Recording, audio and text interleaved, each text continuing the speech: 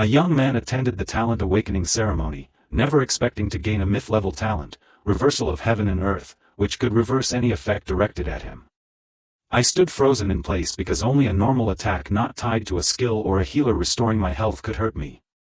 Moreover, this myth-level talent could be switched on or off at will. That meant as long as I didn't want to die, no enemy could ever kill me.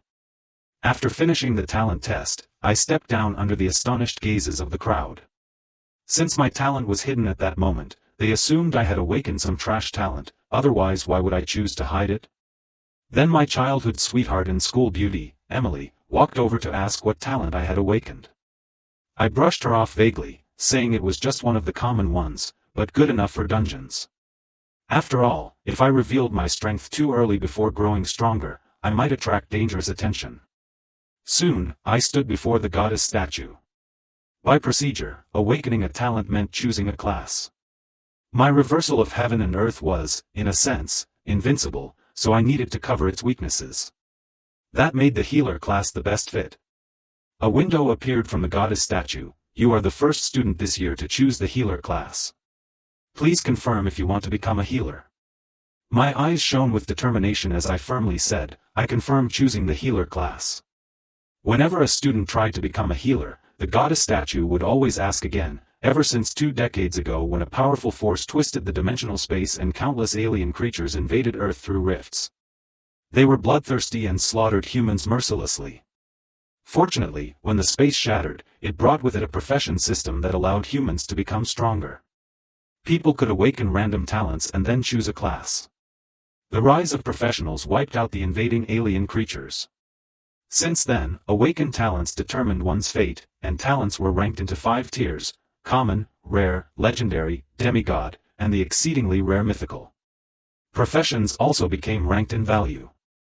Generally, swordsmen and mages were most sought after, followed by summoners and warriors. Healers, due to low healing returns and lack of offense, sat at the very bottom. As the system matured, nearly every class except healers could solo dungeons with strong gear, even high-difficulty ones. Skilled mages or summoners could easily replace a healer's role in a team.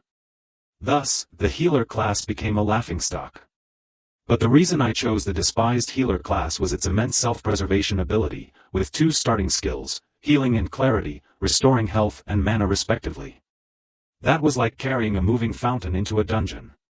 But when reversed by my talent, they became spells that drained health and mana from the target, ignoring defenses, true damage. Against magic-resistant enemies, I had a complete advantage. The reversed clarity spell was even more terrifying, draining mana so enemies couldn't use ultimate skills. Just as I completed the healer class choice, a few students mocked me, saying only someone with trash talent would choose healer, a useless class. At that moment, Emily finished her awakening, the legendary tears of the bionic, able to summon soul spirits to fight for her, so she chose mage. Emily was also my adoptive sister. When alien creatures first invaded and humans had no profession system, my parents sacrificed themselves to get me safely to the shelter, becoming food to protect me. Eventually, Emily's mother adopted me.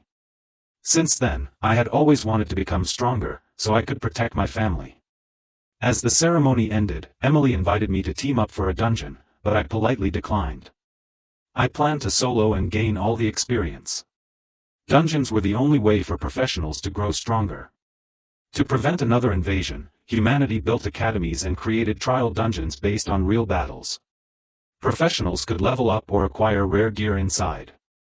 Soloing was the best way to maximize rewards. Moreover, due to the unique nature of my talent, in a party I would have to constantly guard against buffs from teammates. Just then, an old man with white hair approached.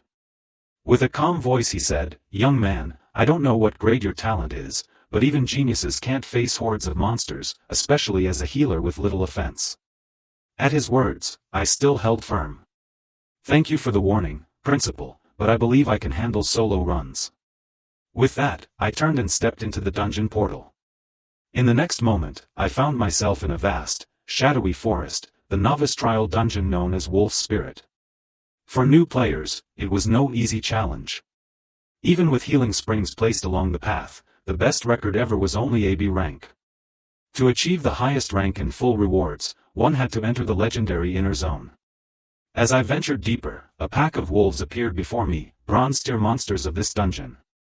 They rushed at me in swarms. I smiled faintly, then activated Reversal of Heaven and Earth and cast Healing, now transformed into Plunder.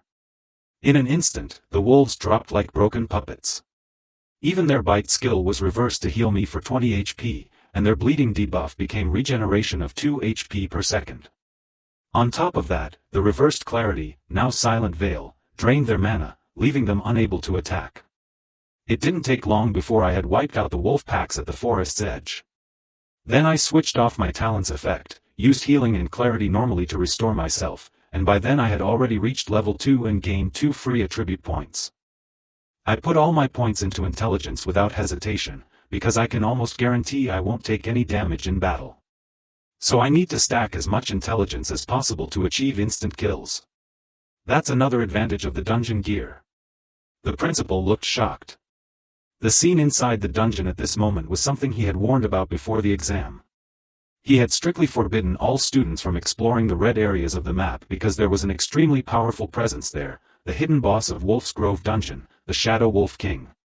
Yet the reason I dared to step into this area alone was that the principal guessed I might have awakened a talent above even the legendary rank. Then he turned to check the empty combat window of the seed candidate, Emily. Emily's team had already cleared part of the roaming wolf pack at the forest's edge, but due to a mistake in their operation, they accidentally drew the rest of the wolves together. This situation was deadly, and in past years many teams failed their clear because of it. However, Emily relied on her legendary talent, the tier of Mimicry, and under the firepower of the strongest DPS class, Mage, she quickly wiped out the wolves. Seeing this, the principal couldn't help but praise Emily. Compared to the reckless and oblivious Ryan, he much preferred a student like Emily. Meanwhile, I had already arrived at the Shadow Wolf King's spawn point. Along the way, I had kept killing the small mobs, so I was already level 4, strong enough to challenge the Shadow Wolf King. From a distance, I saw a group of wolves surrounding the Wolf King. They were his loyal guards, usually tasked with bringing him food. I waited until they split up to hunt, then picked them off one by one. As time passed, the Wolf King finally noticed something was wrong, but by then I had already wiped out his pack. I locked onto his status window and was shocked to see his HP and attack power were 50 times stronger than normal wolves. No wonder so many geniuses had fallen to him before. But this time, his misfortune was meeting me. I activated my talent, Heaven's Reversal, and inverted the Wolf King's skills, rendering all his damage completely ineffective. My eyes burned with provocation. "Big guy, is that all you've got?" The Wolf King roared furiously at the sky, then entered a berserk state and unleashed his single-target skill, Rending Strike. My eyes turned cold, and the next moment, a strange light filled the sky, followed by a violent wind shaking the air. The so-called newbie nightmare, the Wolf King, collapsed under the plunder tree.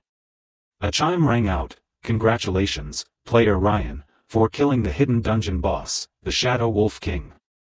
You gain 1000 EXP, level up to 5, and receive a lower-tier bronze chest. Moreover, since I completed all hidden objectives, killed the hidden boss, and slew over 30 wolves without using damage skills, the dungeon awarded me an SSS rank and a higher-tier silver chest." Finally, I exhaled in relief. Luckily, the reversed healing spell wasn't judged as a damage skill, or I might not have gotten SSS. Outside the dungeon, everyone was frozen in disbelief. Someone had achieved an SSS rank? They all wondered which hidden master did it. Emily, too, covered her mouth in shock. Even she had barely managed her rating after endless close calls. Even the usually composed old principal couldn't hide his excitement. Since the founding of the academy, no one had ever reached this achievement. As one of the creators of Wolf's Grove Dungeon, he knew exactly how harsh the conditions were: soloing, no mistakes, and killing the hidden boss. While they were stunned, I was still overjoyed opening my chests. From the silver chest, I obtained the silver tier skill Holy Therapy, 5 free attribute points, and a silver tier weapon, the Assassin's Dagger.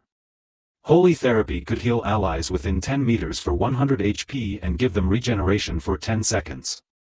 After reversing it with Heaven's Reversal, it became Calamity's Descent, dealing 100 damage to all enemies in range and applying a bleed effect. On its own it looked average, but when combined with reversed clarity, it became a terrifying AoE damage skill. Since priests weren't melee classes, and Emily had chosen mage, the silver dagger was useless to me except for selling. The 5 free points, though, were the most valuable, as they were extremely rare, only gained through leveling, quests, or hidden chests. I put them all into intelligence again, making me unmatched among DPS classes of the same level. Inside the dungeon, only the SSS achiever was left. So when I walked out of the teleport gate, everyone's expressions shifted from surprise to shock. Wasn't the only one left that big shot still inside? How is Ryan, the so-called useless priest, here now? Did he just piggyback off someone by accident? Emily came over happily. Ryan, be honest, was it you who got the SSS rating? The others burst out laughing. Don't forget, Ryan awakened as a priest. It's already lucky he didn't die in there. That big shot must still be inside claiming rewards, and this waste just got lucky enough to look cool. I ignored them and instead pulled out a glowing dagger. Anyone here awaken as an assassin? I just pulled a nice quality dagger, willing to sell it cheap. Instantly, greedy eyes locked onto my weapon, and they began competing with offers. They recognized it was a silver-tier weapon. Finally, the Shadow Assassin dagger sold for a sky-high price of 100,000 Alliance coins. For most families, even saving for a year wouldn't reach that amount. But this dagger was top quality among silver gear, worth every coin. Some classmates who were usually friendly with me finally realized the truth, that the SSS achiever was me. Meanwhile, on the podium, the old principal still struggled to believe someone had broken the dungeon's record.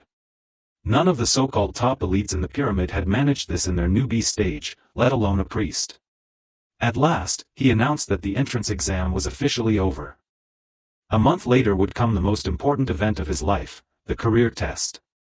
Whether he would become an ordinary nobody or a human hero fighting against terrifying creatures depended entirely on his performance. Most importantly, the career test had to be completed in teams.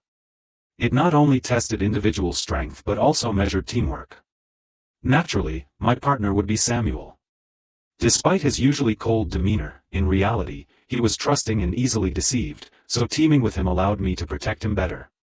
After all, without his help 8 years ago, I might not have survived. The next day, I took Samuel to school for the pre-competition training dungeon prepared for us. This stone cavern dungeon had 2 difficulty modes. Normal mode required only killing the boss, the Scorpion King, to clear it. Hard mode, however, demanded killing the Scorpion King while avoiding poison, during which the boss would also enter a berserk state. Naturally, I chose hard mode, since higher difficulty meant richer rewards. Samuel grew uncertain after hearing my plan, worried he would hold me back. I told him that although the hard cavern looked difficult, I knew a hidden shortcut strategy. Over the years, I had studied dungeon mechanics closely. In the stone cavern, monster positions and terrain were fixed, making the shortcut viable. I then led Samuel through the teleport into the dungeon. Strange crystals filled the cavern. I warned him to stay cautious since this was a true wilderness dungeon, unlike the beginner one. Suddenly, a system prompt appeared. Our team lacked the minimum of 5 members and would be forcibly matched with another group. That meant not only monsters but also potential rivalry from 3 strangers. Sure enough, at a crossroads, we encountered them. I quickly led Samuel in another direction, only to face a swarm of scorpions. I unleashed plunder and wiped them out instantly. Reaching the path's end, I showed Samuel the shortcut. By following a certain route, we could avoid most monsters and find a hidden water pit leading directly to the Scorpion King's lair. Since scorpions feared water, this path almost guaranteed no poison risk. After jumping in, we emerged on the other side, where I struck the ground with my staff. A massive scorpion appeared, with swarms behind it, but they could not cross the water. With a flash in my eyes, I unleashed Catastrophe's Descent while Samuel cast Frozen Tree. Under our combined firepower, the monsters stood no chance and vanished quickly. The 3 matched teammates watched in shock. Monsters that normally took them ages to kill were destroyed by us effortlessly. Moreover, my strikes had forced their scorpions to retreat back to the Scorpion King's lair, meaning they might never have even seen the boss if they hadn't been grouped with us. Finally, only the Scorpion King remained. As a ruler-class monster, it resisted water fully. Samuel's strongest strike only reduced its HP by 10 points. I told him not to worry, the weak point was in the second phase, at its exposed abdomen. I instructed him to watch closely as I leapt forward, casting plunder. The Scorpion King raised its pincers to block, exposing its belly.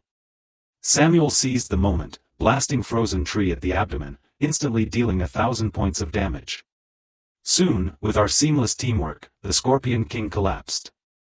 The system congratulated us for clearing all hidden conditions, defeating the Overlord Scorpion King, and avoiding poison, awarding the dungeon a 3S rating, a golden chest, and 5 free attribute points. The 3 teammates realized they had lucked out today, joining a strong team. To avoid trouble, I warned them to keep quiet. Opening the chest, I received a growth skill called Venom Cannon, 1 gold grade gear, 2 silver weapons, a hunting greatsword and an emerald ring, and the attribute points. Since Venom Cannon suited mages, I gave it to Samuel. Normally, once a mage chose an element, they could only learn skills from that element. Samuel had chosen ice, so he shouldn't have been able to learn poison skills. Yet when he took the book, he was engulfed by light, and a system window appeared. Congratulations, Samuel has unlocked the hidden talent, Elemental Master, progress 2 out of 5. Shocked, I realized Samuel was also chosen by fate. After rewards were settled, I led him out through the portal, where many others had gathered to prepare for the upcoming career test. Suddenly, a flashy sports car arrived, and 2 arrogant rich heirs stepped out. Samuel tugged me to leave, since he despised such people. They used wealth to monopolize dungeons and bully poor girls. But Samuel's striking looks caught one heir's eye. "Hello, classmate. I'm Charles Huang, sole heir of the royal group. Would you honor me with dinner?" Samuel quickly shoved me forward, declaring he already had a boyfriend. I sighed helplessly. Clearly, he was using me as his shield again. The moment I turned back, I easily neutralized Charles Huang's sneak attack trick. Then the next instant Charles Huang charged at me swinging his heavy fist. It was his warrior class skill, Charge. I, however, stayed calm, and just as he got close, I instantly unleashed Reversal Plunder. With a thud, his punch seemed to rebound, snapping back onto his own body. Immediately he collapsed weakly to his knees. His face turned dark and grim. He couldn't understand it. Clearly, I hadn't even lifted a hand, yet in that instant, a powerful force had struck his abdomen. Unwilling to accept it, Charles Huang gathered all his strength and threw another punch. The result was the same. He fell to his knees in pain. I had only wanted to test what effect a reversed skill would have on a professional. Unexpectedly, besides damage, it also applied a negative status effect. Just then, a man in a suit walked over. He admitted today's incident was Charles Huang's fault and sincerely apologized to us both. Saying that, he helped up the already unconscious Charles Huang, then came to me and handed over a bank card. Inside were 50,000 Union coins, offered as compensation, on the condition that I would give him some face by avoiding Charles Huang as much as possible during this time to prevent unnecessary conflicts. Moreover, he promised to arrange the most suitable trial dungeon for me, ensuring I could keep up with the evolutions of the top candidates in the career test. Luke's eyes turned cold as he stared at the suited man. "The terms you gave, I can't guarantee I'll follow. What I want to know is just how much trouble Charles Huang can really cause me." After returning home, I posted on the school forum, sharing several equipment images along with a very detailed strategy guide for achieving a 3S rating in the Stone Cavern dungeon. Because the dungeon's terrain was extremely dark, and the SSS rating requirements heavily restricted teamwork, a 3S rating granted extra free attribute points. So not long after I posted the guide, Union coins began flowing into my bank account. After all, the gear dropped in Stone Cavern had great value, and the teams that bought my guide soon earned 3S evaluations in the dungeon. Instantly, the news exploded online. Some professionals even praised the guide's creator, believing it must be one of the top elites at the pyramid's peak. Meanwhile, elsewhere, a mysterious man looked at the dungeon guide, then ordered his subordinates to find the person behind it. Thanks to the guide, I quickly earned a huge sum of 300,000 Union coins. Because the price was low, some even promoted it for me within resource groups. But now I needed to focus on how to stand out in the career test. Though silver tier graduation weapons were the best choice in the early stage, they would eventually be replaced. And even with top tier gear, lacking battle awareness would leave you helpless in both dungeons and duels. So before the big exam, I needed to clear as many dungeons as possible. A user named MuscleBro1 sent me a private message, saying he was interested in the silver tier hunting greatsword. We set the trade at the school dungeon entrance. When I arrived, I was surprised to find that MuscleBro1 was actually a sweet, adorable girl named May. I hadn't expected such a petite person to choose the greatsword swordsman class, nor to allocate all her points into strength. Then I pulled the hunting greatsword from my spatial pack. Check the weapon's stats first. Once it's sold, no refunds. The girl, whose username was White Paper, took the sword, swung it a few times, and her face lit up with excitement. She told me the greatsword was perfect, but she couldn't believe this silver tier graduation weapon for greatsword users was only 800,000 when the cheapest on the market went for 2 million Union coins. I said nothing more, just pulled out the payment code to complete the trade. Then came the system chime. Congratulations, Professional Ryan's account balance has exceeded 1 million Union coins. You are now a gold card user with full privileges. I waved goodbye and was ready to head home for a good rest when suddenly a beam of golden light struck the back of my head. In disbelief, I looked up at the descending radiance as the system window popped up. Professional Ryan has been blessed by an unknown force. Acquired special buff, Goddess of Luck's Gaze. Each dungeon clearance will upgrade your chest reward by 1 tier. Duration, 24 hours. I turned in shock to see White Paper. Who would have thought this ordinary-looking girl had awakened such an extraordinary combat talent?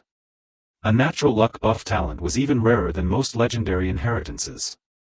Then White Paper asked if she could team with me in the career test a month from now. After a moment's thought, I agreed, because her buff did not limit chest quality. That meant even if one's talent was common, under her blessing, there was still a chance to open legendary or even mythic chests. She added that her talent could be upgraded but with limits, usable only 3 times per week and only on 1 person each time. I warned her to never reveal her gift and to keep it hidden like mine, because her talent was rarer and more precious than a full set of legendary equipment. If exposed, it would attract countless professionals' greed. Even the professional union, known for its order, was full of ruthless, complicated factions. In today's world, no one but yourself could truly be trusted. Then I brought White Paper to meet Samuel. In a brief team meeting, I explained the next plan. We would raid the nightmare-level Goblin dungeon. To make sure everyone could get free attribute points, I would first solo clear it, familiarize myself with the environment, and write a detailed strategy. Then we'd team up to clear it together. Samuel immediately protested, "Ryan, are you crazy? The Nightmare Goblin dungeon is the highest difficulty among beginner dungeons. The rewards are incredible, even the chests are at gold tier. But the monster's attributes are terrifyingly strong. Many reckless newbies have died inside. Even if monsters are under level 10, the Nightmare dungeon still leaves countless professionals heavily injured." White Paper, seeing things going badly, stepped in. He found an excuse to slip away, and I quickly turned to Emily saying, "I was just joking earlier. Since that's the case, let's clear those difficult levels first." As my words fell, Emily's expression was no longer as gloomy as before, but in my heart, I was already planning to sneak out later at night to solo grind. Meanwhile, on the online platform, my strategy post had stirred up a frenzy. Some speculated that the one who scored 3S in the novice exam dungeon and the one who created the 3S strategy guide for the Stone Cave dungeon was actually the same person. There were even eyewitnesses who released photos of running into me at the dungeon's entrance. Now the forum had split into 2 opinions. One side believed this mysterious newcomer was just hype created by some academy, since they couldn't imagine anyone achieving 3S in the novice exam dungeon. The other side, mostly students from River City Vocational Academy, had witnessed my record-breaking run on the day of awakening. As for me, I was having dinner with Emily and the others. As usual, George observed the problems I faced in the trials, then handed me a bank card, saying that since I was about to face the final exam, the money inside was for my training expenses. Hearing this, I obediently accepted the card. Even though I already had over $1 million in savings, this card represented more than money. It carried the deep love of my adoptive parents. In my past life, I was an orphan from birth. After being reborn in this world, I had parents who showered me with boundless love. But good times didn't last. After they died in the demon nest, my vampire-like relatives wished I had perished too, so they could inherit the fortune left behind. Fortunately, Michael and Susan adopted me, treated me as their own, and never coveted a single cent. After legally reclaiming my parents' inheritance, they transferred it all into my personal account, and every month, they still gave me a generous allowance like today. That's why I craved strength so desperately, to protect the family who gave me love. Meanwhile, on the other side, William was furiously scolding his friends, feeling that I had humiliated him and openly declared I wasn't afraid of the royal group behind him.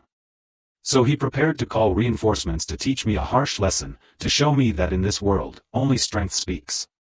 But his suited friend thought William was insane, since with just my physical strength alone, I had beaten him without a chance to fight back. Even without powerful backing, it was clear I would become someone terrifying in the future. Later that night, I snuck away from Emily and slipped into the Goblin Underground dungeon at nightmare difficulty. In this mode, all monsters gained full attribute boosts. And unless the last floor was cleared, no dungeon rewards would trigger. That's why even talented professionals avoided nightmare difficulty, since although the rewards were great, it could easily end in failure. But I had another reason to attempt it. Earlier that morning, Lily had cast a luck buff on me. With that, clearing the dungeon would give me a high chance at platinum-level chests and at least 10 guaranteed attribute points. The final monster of the first floor was the Goblin Soldier. They were huge and slow, perfect for testing my new speedrun method. Within the first 5 seconds of the timer, I gathered them at the entrance. Not to make it harder, but because achieving an SSS rating in nightmare mode required killing all monsters without items, defeating the boss, and clearing each floor within 10 minutes. Harsh conditions for a novice, but my only option was to herd them and strike at the right moment. With my talent skills, I cleared the first floor in just 2 minutes and 30 seconds. The method worked. Even if my damage fell short, I'd still have 7 minutes left as a safety margin.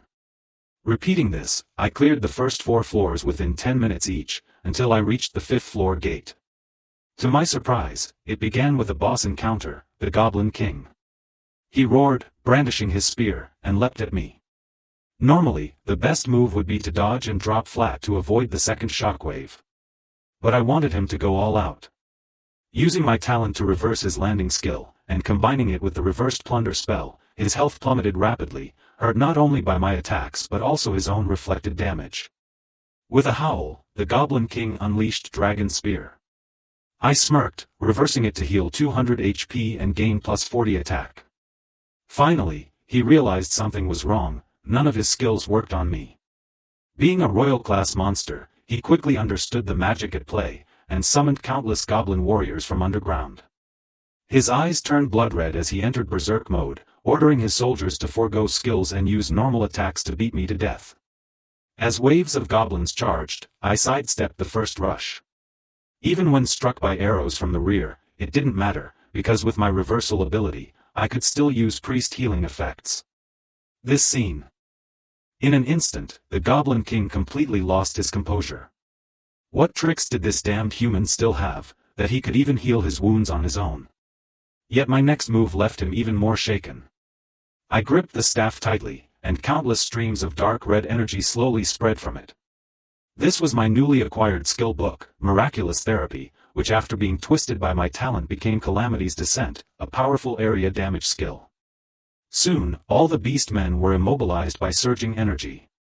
Then I snapped my hands, detonating the energy condensed on their bodies.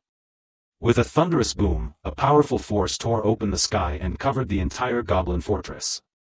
Inside, every beastman was pierced through by that energy. Even the Goblin King, the last one standing, was left battered and broken. At this point, he was doubting his very existence. He never imagined that as the strongest of the goblin race, he would die helplessly at the hands of a single human. As my palm fell, the Goblin King let out a final wail of agony and died. At that moment, the system notified me that I had successfully cleared the Nightmare Goblin Underground dungeon and earned an SSS rating. The reward was a platinum-grade chest. Seeing this, I couldn't help but feel delighted. It seemed the luck buff really was effective. The guaranteed reward was platinum level. I immediately opened the chest and obtained 2 platinum skill books and 1 platinum item. With these, and the skills I already held, I was confident I could soon create new strategies. Perhaps I would even be able to challenge higher difficulty dungeons.